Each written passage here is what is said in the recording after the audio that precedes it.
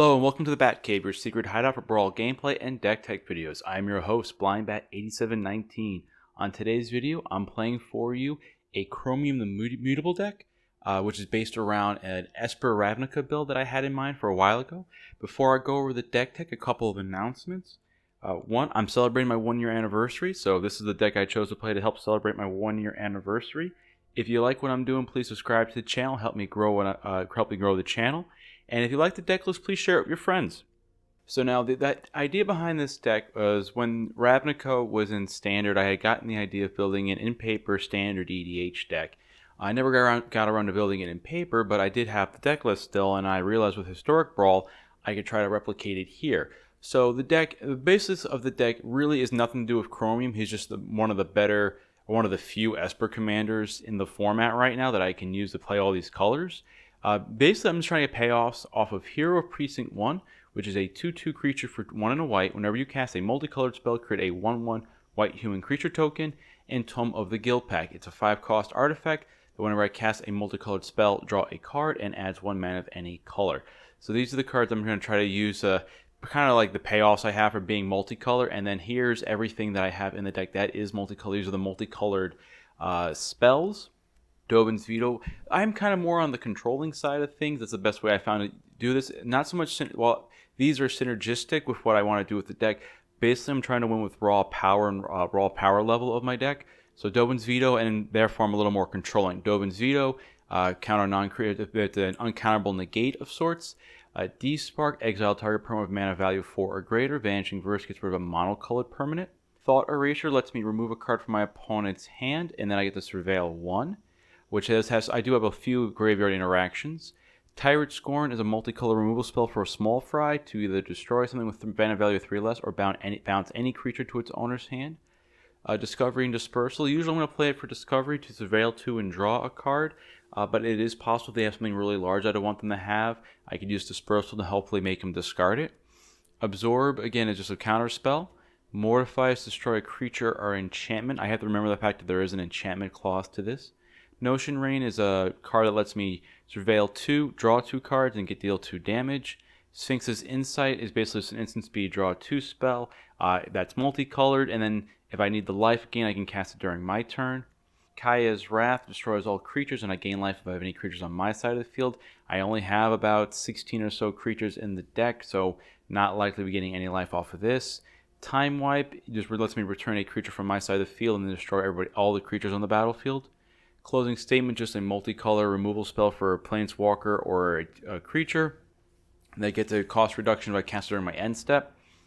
And then Sphinx's Revelation to gain some life and draw some cards, hopefully in later game.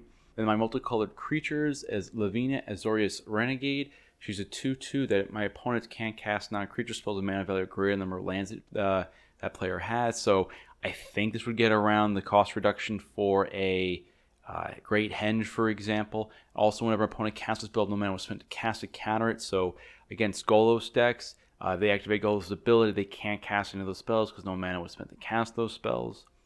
Lazav the Multifarious is just a cheap body that can hopefully do a little bit of blocking early on. He can Surveil 1, and then if I have something bigger in the graveyard or a creature I choose to put in there with Surveil, I can have Lazav become that creature as well.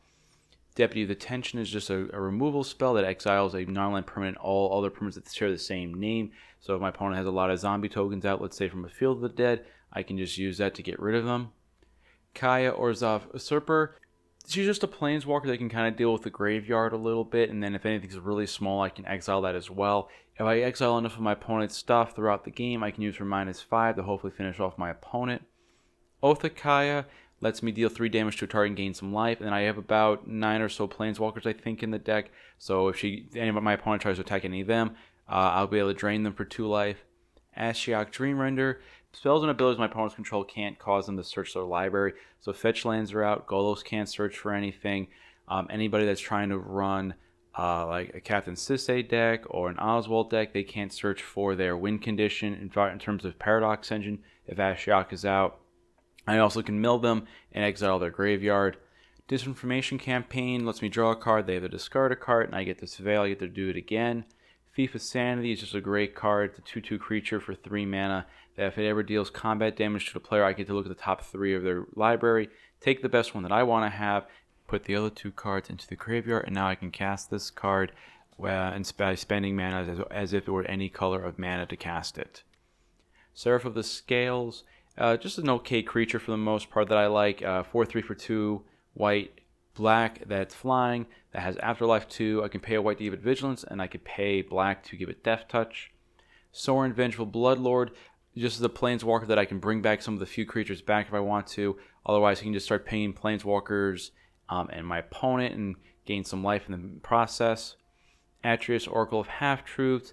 He has Menace for a 3/2 body for 4, but really it's more about getting card advantage one way or the other. It's like a little bit of a mini game. So I kind of have to decide ahead of time, do I want more cards in my hand, or do I want to kind of get more, possibly something that's more powerful? So kind of a little bit of a mini game with my opponent. Hostage Taker is an old one that I haven't played with a while that really fits well. Lets me exile a creature or an artifact until Hostage Taker leaves the great battlefield. I can cast the exile card for as long as it remains exiled, so which is a pretty nice ability. So I can steal something of theirs and then you put it on my side. Alila, Artful Provocateur, I'm trying out in this. I have enough, I believe I have like something like 15 artifacts and enchantments, so I think I'll be able to make her go off enough times. And then I have a few other flying creatures as well, so I think she should be some useful creature in the deck. Teferi, Hero of Dominaria, is just a blast, and he's a very powerful card. Hopefully this is something that can help me win the game. Kaya, the Inexorable, more removal, and I have enough legendary stuff in here that if I can go with her ultimate, I can just kind of always have something to be able to play out for free. Ashiok, Nightmare Muse, again, I'm going a little more the control route. This can either get rid of something off the field and make my opponent discard a card from their hand. It can give me a couple of tokens that I can use to start milling my opponent out. Azer, the Lawbringer, is a card that I have a lot of fun playing with. When he enters the battlefield, my opponent can't cast instants or sorcery spells during their next turn. And then whenever he attacks, he's like a Sphinx's Revelation. I can draw cards and gain X life. Dream Troll is another multicolored Sphinx that can be a win condition by itself. Whenever she attacks, I get to draw a card. And then she gets a +1/+0 for every card I've drawn this turn. And then I can also discard a card to give her hexproof to protect her. She does tap her, so if they do it, some ways they can use it to prevent her from attacking. Athreos, Shroud Veiled, is a god that once he gets going, it can be pretty hard to deal with at times. Eventually, if I can just keep my creatures around or destroy all my opponents, put counters on my opponent's creatures and kill them, I get them back. And then Xanathar Guild Kingpin, he's a new one from Adventures in the Forgotten Realms, but I think being able to play my opponent's stuff is always very powerful. And again, he's a gold creature that fits in with what the deck is trying to do. Into the white cards in the deck, mono white, we have Esper Sentinel is a new one from Jumpstart. I've seen this played a lot in 4-player EDH. It may lose a little bit of value, but I still think it's worth trying out a little bit. Whenever an opponent casts their first non-creature spell each turn, I get to draw a card unless they pay X, where it's the Sentinel's power. So usually it's taxing them for 1 if they don't want me to draw a card. Gift of Estates is another one I'm trying out. Because it says 3 plains cards, I have lands like Godless Shrine and Hallowed Fountain that are plains with another land type, so those count with Gift of Estates, so I can find some multicolor lands with Gift of Estates. Smothering Tithe to draw some more, to create some more treasures, and my opponent especially starts drawing a lot. Settle the Wreckage is a little protection here if they start attacking me. Yes, I'm going to give them a lot of lands to replace some stuff, but I get to stay alive. Wrath of God destroys all the creatures they can't be regenerated.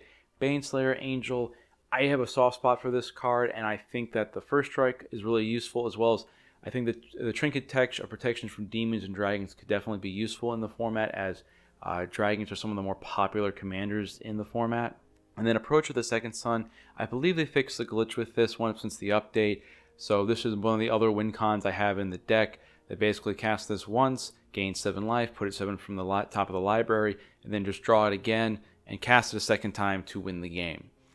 Blue cards in the deck, I've searched for Escanta to kind of give me some card selection, and then if I have 7 or more cards in my graveyard, I could transform it, and then into Escanta the Sunken Room, where I can pay 2 and a blue to tap it, look at the top 4 more cards, and reveal a non-creature, non-land card, put it into my hand. So that, for example, so I could use that flip to help get to Approach of the Second Sun faster, for example. Mission Briefing is something that I've had experience playing in the past. It's kind of fun. That gives me like rebuy on a card that I've already, an instant or source I've already used, or if I need to find something specific, I can try to hopefully surveil into it. So that's why it's in here to kind of let me replay spells from my graveyard. Narset, Parter of Veils is just a very powerful card, not preventing my opponent from drawing extra cards on their turn and potentially on my turn. And she can help me find some of my non-creature spells to protect myself. Dream Eater is a beater that can flash in and bounce something from my opponent's side of the field back to their hand. I also get to Surveil 4, which lets me set up my next few turns, which is pretty nice. River's Rebuke is just a board wipe. It's a one-sided board wipe, returns everything my opponent's done so far to their hand. Black cards, mono black cards at Thoughtseize, kind of just try to mess with my opponent's hand for a little bit, get rid of the best thing they have at the time. Price of Fame, I think, is one of the better removal spells in the format, as it lets you destroy legendary creatures for only 1 and a black, which I think is amazing, and then you hit the Surveil 2. So I think the mana reduction for destroying legendary creatures is great, and then even if it doesn't, I think still paying 4, which is a fair rate for an extra bonus in the deck, especially only costing 1 black. And then Noxious Gearhulk is a new addition for me to play with the deck. It's just a very powerful artifact creature that lets me destroy a creature and then gain life equal to its toughness, so it can definitely get rid of their biggest threat and let me gain some life to survive any assaults. And then the colorless cards I have Arcane Signet, Cold Steel Heart, Mind Stone, Chromatic Lantern, Mana Geode, and Replicating Ring. That's a lot of the mana ramp I have in the deck. Mana Geode I think is one of the better ones if you're looking for a 3 mana effect, honestly, because of the Scry one when it comes into play. And then not so much Replicating Ring, but the Chromatic Lantern is really helpful in this deck because I am playing a lot of gold cards with various multicolor requirements. I'm hoping that when the Streets of Cardona, I think it's called, set comes out, there'll be at least an Esper sect in that one to give us a better mana base, because the mana base can be a little shaky since we don't have like a Triome and Esper colors. Karn the Great Creator is in here basically to counteract some of part of my tech to dealing with decks to try to use Paradox Engine as the win. It doesn't explicitly stop Paradox Engine, but what they try to do is they try to use artifact mana to generate mana that they can constantly tap, to cast spells to tap and untap. By me turning off their artifact mana, they should basically stop shenanigans from the most part from going off. Solemn Simulacrum is a little bit of ramp. Then Ugin the Spirit Dragon is to kind of help me out as just another general board wipe to get rid of everything, especially when my opponent gets further ahead than me on board setup, just to wipe everything off the board. And it's crazy, so as much as I'm playing the gold aspect of it, having these colorless cards is a good thing, because it means these are actually easier to cast now, as these are easier mana requirements. And then for the mana base, like I said, it's been a little tricky because I don't have like a Triome and Esper colors to help me cast things. So this is all the fixing that I'm running. And with the stuff that I wanted to kind of point out is I'm playing my favorite Plaza of Harmony combo. So that the fact that if I have Plaza of Harmony out with Gateway Plaza, that means that these two basically are two things I get, are like another command tower taps for any one of the 3 colors I need. Alternatively, if I get out an Orzhov Guildgate and Dimir Guildgate, or any 2 combinations of the Guildgates, this will tap for any color and gain me a little bit of life. I'm also running Field of the Dead because Field of the Dead because I'm clearly running a lot of different named cards, and then Field of Ruin to blow up my opponent's opposing Field of the Deads. And then I'm running 4 of each basic to round off the mana base. So with the deck tech out of the way, let's jump into the arena for some brawls. Alright, this is slightly interesting, mostly because of the Esper Sentinel. I'm playing against Southsystem, piloting a Golos Tireless Pilgrim deck. They usually have a lot of non-creature ramp spells early on, so I think I can make good use of that. Doesn't really go well with the Thought Erasure, but turn 3 Thought Erasure might still be fine. So I'm going to keep this kind of to see. I think the Esper Sentinel will do me some good here. I mean, ideally, I had a Shockland, it'd be better, so I can get multicolors going on. Let's say hello, lead with Plains, and then Esper Sentinel. Alright, opponent played out a Godless Shrine in tapped. Just gonna swing in for the 1, play out the Guildgate. I drew an Interplanar Beacon, so I definitely have my 4th mana for my Solemn, or actually for my Solemn. Oh, here we go. Karn the Great Creator. That's the one I want right now, because that will let me turn off Golos. They got to deal with him first. Make my opponent think I got some counter magic right now.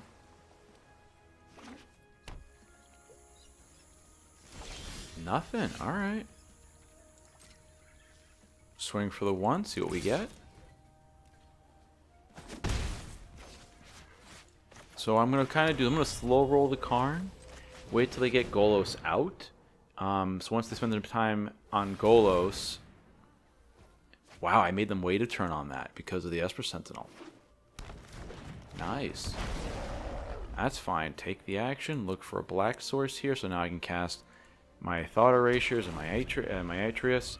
Which actually, if I draw a 6th land, that'd be kind of sweet to be able to use probably Thought Erasure first, see what's in my opponent's hand, and then set up. Okay, I got a little more time to wait here. Oh, they're giving it to me. All right, cool, cool.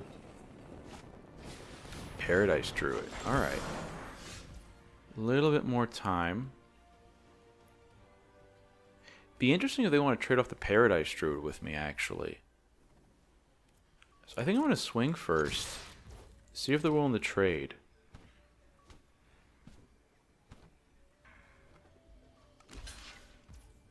Alright, so they're willing to trade off there. I'm fine with that. And now, I really want that 6th land. So the question, I think I'm going to go with Athreos.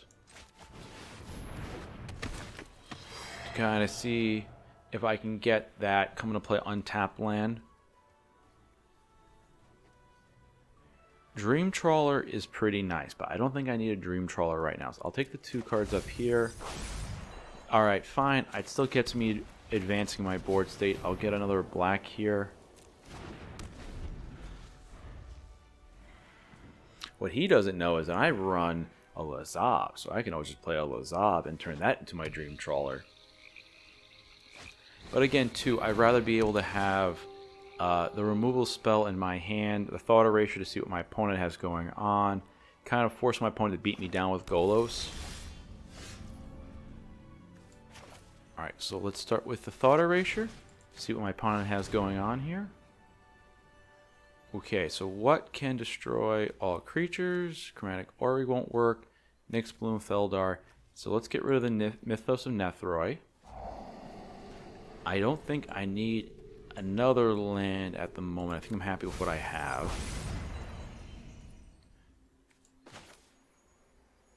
Karn.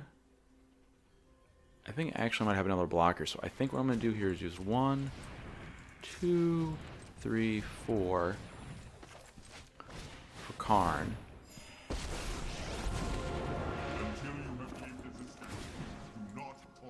Turn this into a creature as a blocker, and now my opponent has to go. Yeah, alright. They do have some good stuff, so that's the only thing. I probably should play this in tapped. Actually, let me pay the 2 life. Kind of bluff a little bit. He can't erase me too much, so I'll swing in Atrios to swing in for a little bit since he needs. He has Menace, and then I have at least Solemn to definitely block, and I have Cold Steel as well. And then I could probably set up and Sphinx's Insight, Settle the Wreckage. I could play more of the instant speed game, and then if they go the route of kind of go with Feldar Sovereign, Feldar Retreat, I can probably play out Oath of Kai to kill the 1 token. And there's the Feldar Retreat. Expecting a land drop? Nope. Okay. Solemn blocks the 1. I'll draw my new card. Alright, a Mana Geode. Not too bad. Oh, my opponent foretold something. Alright, so that means I need more defenses. I'm trying to think. So I want to save up Settle the Wreckage to be on the safe side. I need 4. I could pay out 3. I think messing with my opponent's stuff is better. Let me make sure.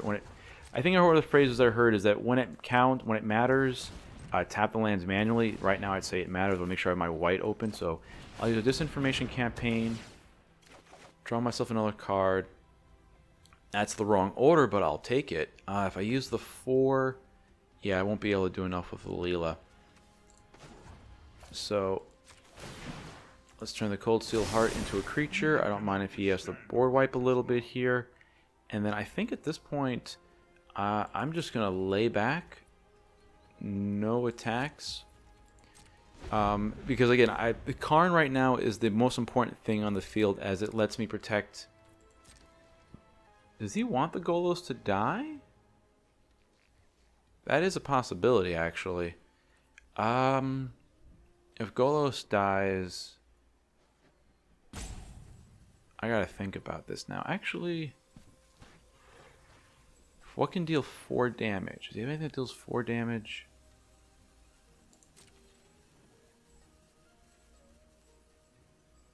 Let me go with the no blocks.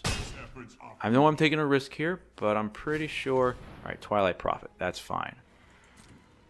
That's my opponent's other way of dealing with me, I guess. Alright. So, Sphinx's Insight. I get to draw 2 more cards. Alright. We'll start off the land that's good. Alila. Then let's play out the mana Geode. If I pay out 3 for the Geode. 1, 2, 3.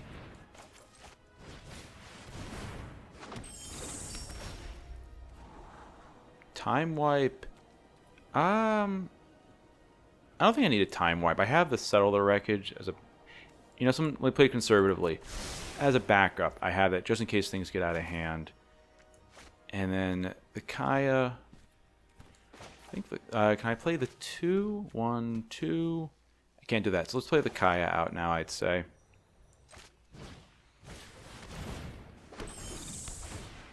And then I'll just to my opponent.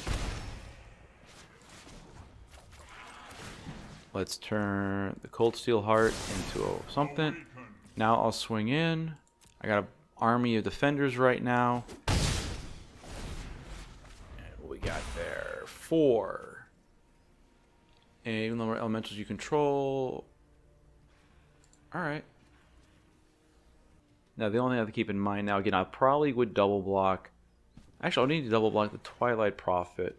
I do think my opponent wants Golos to die so they can kind of... They've been a little light on their lands, it looks like. So I think they've been relying too much on Golos for that part. So if I can, I'll probably just put 1 token in front of Golos and I'll put Alila in front of the Twilight Prophet.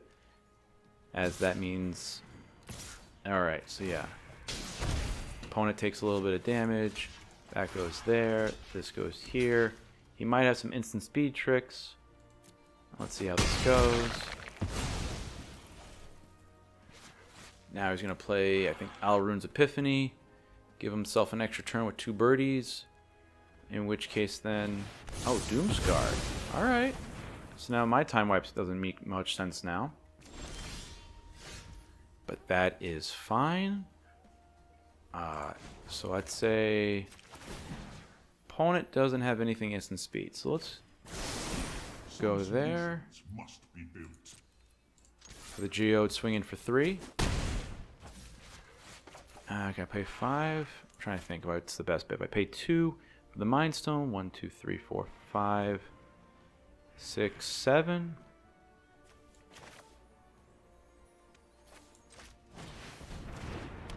I have my threats. They have their threats. I think I'll wait actually here because in this case, then I could flash in Chromium. That's 7 right there. This is destroy all artifacts and enchantments. Psalm is fine.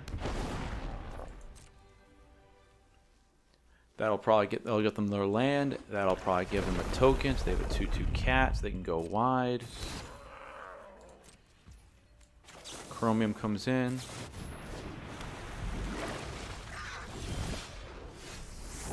And I have my other spell that deals with my opponent's stuff. Okay. Let's give myself a 3/3 body. And swing in for lethal.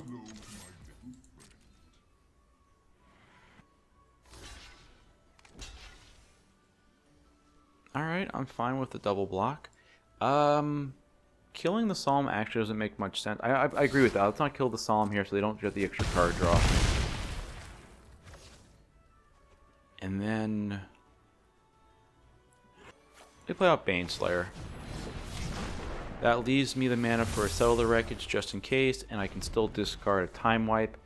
And then actually him going at Karn will deal him 2 damage, so that will also slow it down. So I think I got around to actually getting the... When I have the answers for, you know, Golos, you know, Karn here and then destroy all creatures. Okay, that's fine with me. Destroy all the creatures. Move that to my command zone. He gets to draw his card.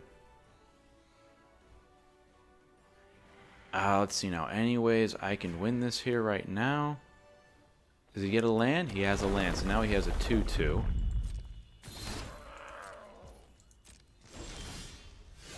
And I think I got it? Well, let's see. I'm going to play with Ugin. I'm going to shoot him in the head for 3. Alright, good game. So, woof. Alright, taking down the big bad Golos. Southsystem, thank you very much for the game. Let's go on to the next one. This one's interesting. I feel like wanting to play out with the Esper Sentinel again.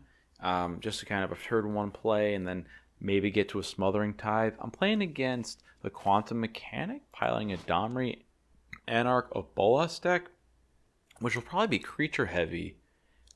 Yeah, it'd be creature heavy. He'll probably have a couple early spells maybe that I might get with the Esper Sentinel, but I think ultimately I need probably a better hand for this matchup. This hand is too slow. This hand's just right. So I'm going to put away the Xanathar and rely on the closing statement and the Deputy, because this will take care of the commander, this will take care of it, whatever else. So yeah, start with here. Entirely possible also at a turn 2 Thought Erasure might have them concede. Oh, let's be a Goblin themed deck. That'd be fun. Start by saying hello to the opponent, and we'll just have the Godless Shrine enter into play tap. No need to lose the 2 life at this point. And because they're an aggressive deck, I want to give them that much of an advantage. So that. Drown Catacomb. Go with the Thought Erasure. Let's see what we got. Realmwalker, Slaying Fire, Royal Eruption, Hellrider's nice. 3 damage. That's going to kill my Deputy. I'm going to go with the Royal Eruption here. Karn isn't going to be good enough for me right now.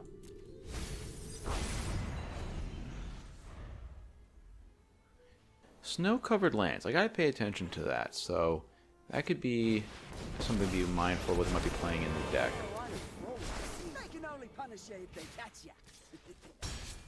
Alright, so Domri comes out with a 2/1. Hostage Taker is a nice one. Actually, might be great still in the Hellrider, actually. Alright, so how do I want to play this? I want to see if I can get them to play out the Hellrider first. See, if I were to set... I'm trying to think how to set this up. If I kill Domri now... Alright, so I gotta play... I think I gotta kill Domri now. End step. There we go. Like, why isn't this working? Kill Domri. Submit 0. Next turn, they're going to... I would say they're going to probably hit the 4th land. They're going to play out Hellrider. Play out Deputy of Detention. Exile the down Hellrider. They didn't play out Slaying Fire. Oh, they had to go the Realmwalker route. Oh, it is a Goblin-themed deck, though. Search for Escanta. 2/3. I can't steal the thing I want to steal. But it's still... Okay, so I'm going to flip-flop things a little bit because it does work better mana-wise. So I gain the energy. So I'll take out the Realmwalker for right now. That should probably induce a removal spell with the Slaying Fire to kill the Hostage Taker. Bring back the Realmwalker. He's going to name Goblins again. Oh, is he going to... Yeah, no, he's blowing up my guy. Alright, yeah, so maybe they're playing some snow removal spells. Fine with this, because now I get to play out 5 mana's worth of spells next turn. And that deals now with the Hellrider, at least. So I'll make sure I have enough. Alright, I'll have to use up the Aether Hub, but it'll be worth it. Search for Escanta. Use up the Aether Hub. Get rid of the Realmwalker for right now. Now the Hellrider does have haste. Alright, so I'll take 4 4 plus another 2, 6 damage. Shock Mons. Deal 1 damage to any target. Does 1 damage. This would actually kill the deputy. So that ain't happening. I'm not going to do that. I want some action in the land, so... Alright, Seraph of Scales. That's a good start.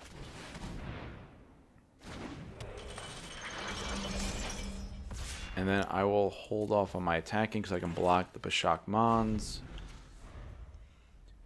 Again, I'm still waiting for my opponent to go off with their... Oh, nope, not yet. Volley Veteran. Enters the battlefield. System target creature opponent controls equal to the number of goblins you control. Okay. So there goes the Seraph of the Scales. Oh, they're going to go with the Deputy of Detention? I think they're going to go with Seraph, though. Deputy of Detention. Alright. They're getting the card advantage engine. They're getting a little tired of not having what they want. Alright. I'm taking 1 point of damage. I can easily pay the white to give Seraph. Alright, going to my turn. Now I really want the white. Yeah, let me transform this so I have another land all of a sudden. Blue, black. Alright, yeah, this is good. Drawing these two seems fine. Because now I can play out Hallowed Fountain. Pay that for 2 life. White, this. I have this here now. And then no attacks. End the turn. So Volley Veteran was an ETB effect at least. I can then despark something in response to them trying to kill my hero. There's the shock. Alright, so we'll get rid of the Volley Veteran. That'll give me a 1-1 at least.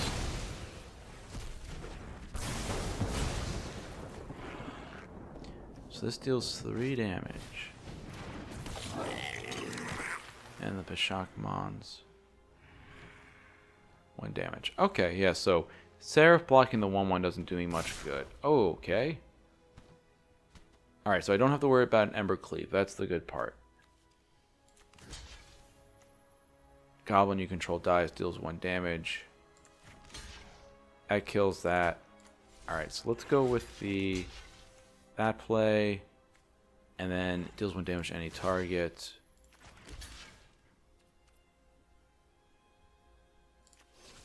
This is also a goblin. Fine, wipe the board.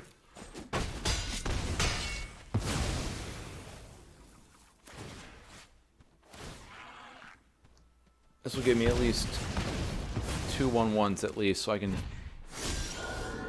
Oh, good, and a Field of the Dead? Sure.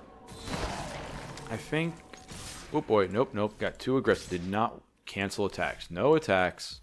Still on the defensive here, because next he's going to play out that Raider. That's his win con right now. He's going to play that Raider out. Oh, Krenko. Alright, Krenko's going to be rough. I see how this game is being played right now. You want to wait 1 more turn. Oh boy, there we go. Alright, cool.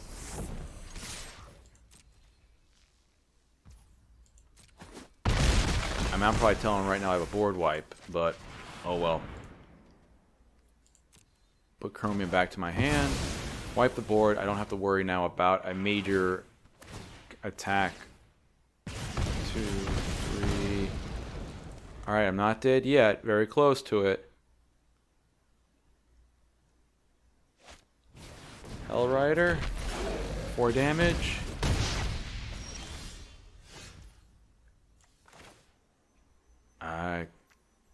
I'm in shock range. Yeah. Alright, we'll just end the turn. Because, I mean, like, there's no reason for him not to attack. Telic Mimic. Alright, that's not bad. Alright, cool. Astro Attackers. You're gonna wait. Yep. He's gonna wait.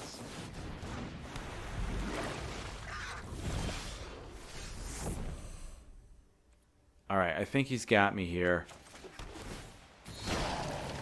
Let's see. I gotta look, see if I can find some way to gain some life. Tell me I have the 5 mana left over for an Ashiok. I do. what does this says? Whenever a creature you control attacks. Alright, so I luck out here with the Ashiok. Because it's their hand, they're hellbent, and they have no cards in their hand, so they have to get rid of the Hell Rider. Welcome to my domain. And then no attacks. Gotta be defensive right now. Oh, frick. This is 2 damage, right? Oh, man. Good game. That was nice. Hey, that's when you play some aggressive red decks. That's what happens. They just happen to get the top deck. I made my play. They made theirs. So that was a lot of fun. Quantum Mechanic, thank you very much for the game. Let's go on to the next one. I'm going to keep this hand. I can ramp out to a Teferi. I'll be able to cast a closing statement if I need to. Playing against SdjanSdjan, I think that's how that's pronounced. Piloting a Valki, God of Lies deck.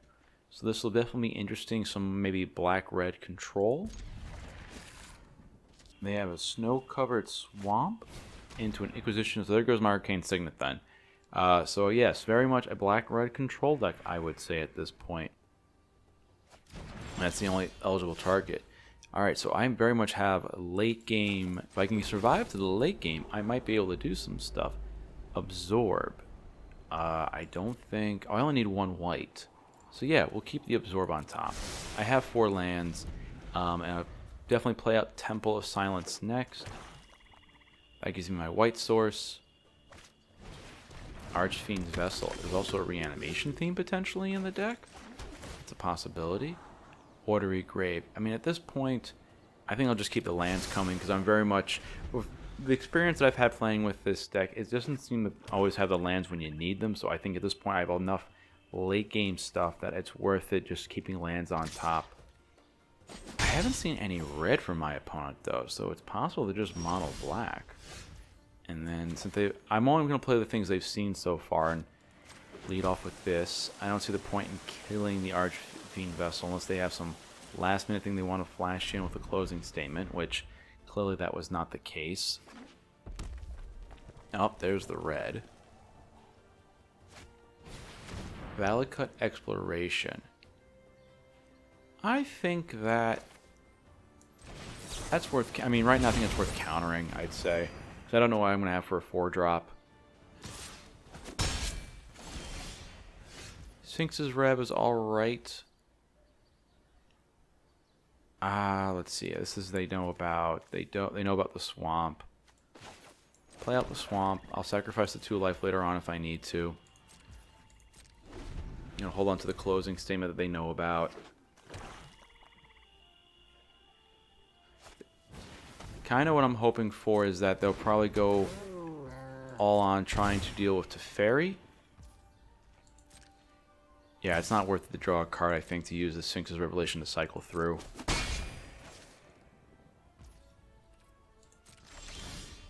Alright. And now we're into the stuff they don't know about. Land wisely. So let's go with Teferi. I don't want to use the -3 at this point. Mostly because I want them to have the kill spell, which they probably do. But I want to make them use it as opposed to just being able to easily kill it with one of their creatures and they can now save the removal spell for, say, a Xanatar. No time for a break. And then we'll just untap the 2 multicolor lands to make them wonder what I may possibly have. 4, 5, so they're up to 6. So I think, that's a question. I think Xanathar maybe. Yep, so they don't have the removal spell in hand, it looks like, unless they have something else for -3. I know that next turn they're hoping to have, you know, get off in playing Valki, Tybalt. Stop that. Oh. Now. Something seemed off there. Alright, so let's start off by drawing a card. So I can't bounce anything. I think that's what they're trying to do, so I couldn't use him to remove Tybalt. And let's see, land-wise here, I need definitely, so go there. Play out Xanathar. So now let's see what they can do to deal with him. If not, worst case scenario, I'm looking at maybe using a closing statement And if Teferi's still around, Heartless Sack. Alright, so they have a removal spell. So let me untap the multicolor lands. So now they'll finish off Teferi. And now the question, so if my Teferi is gone, I'll kill their Tybalt with a closing statement. Oh, alright. That is interesting. So at this point then, I'm just going to play the waiting game. Because now I have, basically what I can do is I can just flash in Chromium at the end of my opponent's turn. Yes, look at the top card off my library, but that's fine because that means he'll be at 7. Chromium is 7. He foretold a card? That's interesting. I'll take the 2 and I'll get stuff back.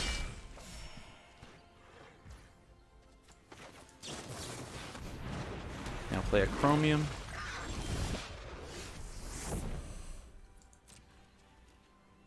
And I'll just swing in on my opponent. Worst case, maybe I'll pitch a Watery Grave. And I'll start using my tap lands potentially. Or I can just pitch those instead. That's another possibility. So, foretold cards, I'm thinking this could be a kill spell. If it's a sacrifice one, then yeah, he did a great job.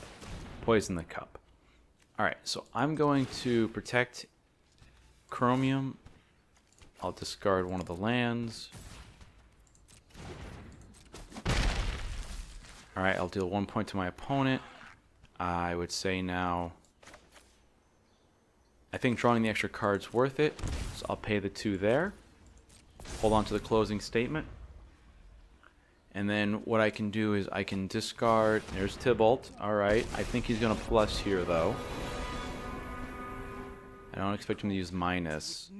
Because I'll just discard another card. And he might think he's doing well, but I'm going to... Alright, activate that again. We'll discard the Azorius Guildgate.